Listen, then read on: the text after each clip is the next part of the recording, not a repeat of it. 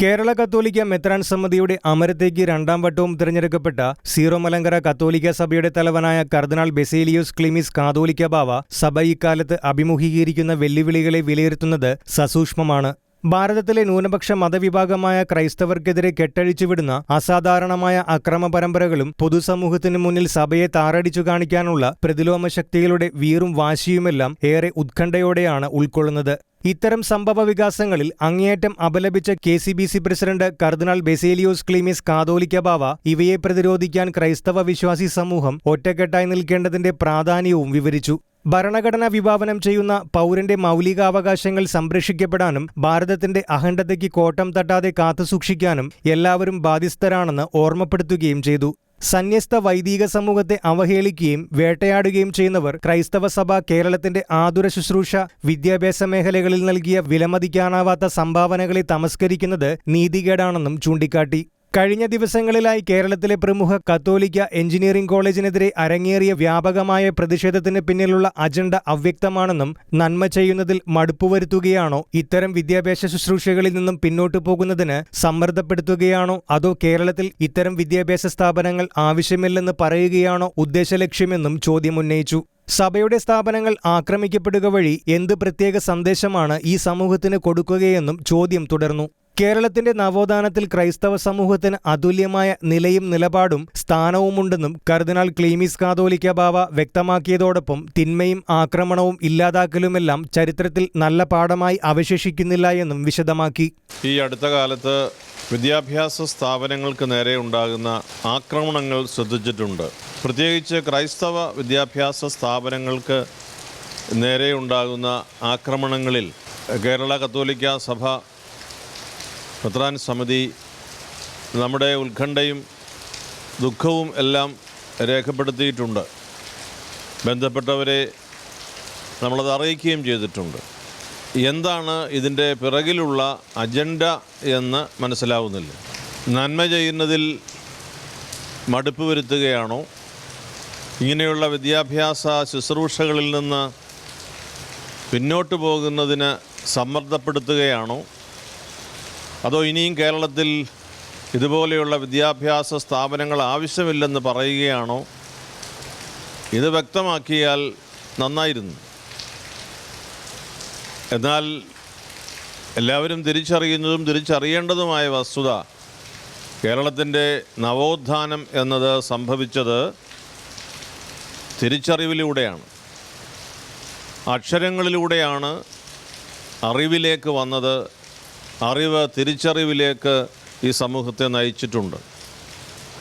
അതിന് നേതൃത്വം കൊടുത്ത അനേകരുണ്ട്. ക്രൈസ്തവ സമൂഹത്തിന് അതിൽ അതുല്യമായ ഒരു നിലയും നിലപാടും സ്ഥാനവുമുണ്ട്. അപ്പോൾ ഈ സ്ഥാപനങ്ങൾ പഴയ പ്രൈമറി സ്കൂളുമായി മാത്രം നിലനിൽക്കണമെന്നാണോ ഇപ്രകാരം അജണ്ട നടപ്പിലാക്കുന്നവർ ആഗ്രഹിക്കുന്നത്? സഭയുടെ സ്ഥാപനങ്ങൾ ആക്രമിക്കപ്പെടുന്നത് വഴി എന്ത് പ്രത്യേക സന്ദേശമാണ് ഈ സമൂഹത്തിന് കൊടുക്കുക?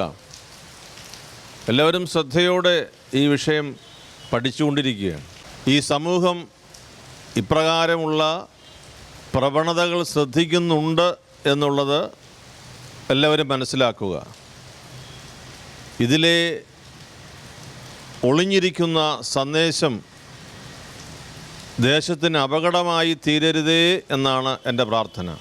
അതേസമയം മണിപ്പൂരിലെ നിലവിലെ സ്ഥിതിഗതികൾ കൃത്യമായി നിരീക്ഷിക്കുന്നുണ്ടെന്നും സമാധാനാന്തരീക്ഷം പുനഃസ്ഥാപിക്കുന്നതിന് ബന്ധപ്പെട്ട അധികാരികളുടെ സവിശേഷമായ ഇടപെടലുണ്ടാകണമെന്നും KCBC പ്രസിഡന്റ് കർദിനാൾ ബസേലിയോസ് ക്ലീമീസ് കാതോലിക്ക ബാവ ആവശ്യപ്പെട്ടു. വേണ്ടിവന്നാൽ KCBCയുടെ പ്രതിനിധി സംഘം മണിപ്പൂരിലെ കലാപഭൂമി സന്ദർശിക്കുന്നതിന് സന്നദ്ധമാണെന്നും അറിയിച്ചു. മണിപ്പൂരിൽ ഈ സ്ഥലം സന്ദർശിച്ച ബഹുമാനപ്പെട്ട വൈദികരും മറ്റ് സഭാപ്രതിനിധികളും നമ്മളോട് നേരിട്ട് ഈ വിഷയം പങ്കുവച്ചിരുന്നു. ഇംഫാൽ രൂപതയുടെ വികാരി ജനറൽ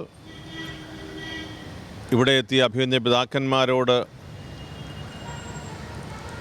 ഈ വിഷയത്തിൻ്റെ നാനാവശങ്ങളെക്കുറിച്ച് പങ്കുവച്ചു. അദ്ദേഹം അവിടെ താമസിക്കുന്നയാളാണ്, അവിടെ പ്രവർത്തിക്കുന്ന ഇംഫാൽ രൂപതയുടെ വികാരി ജനറലാണ്.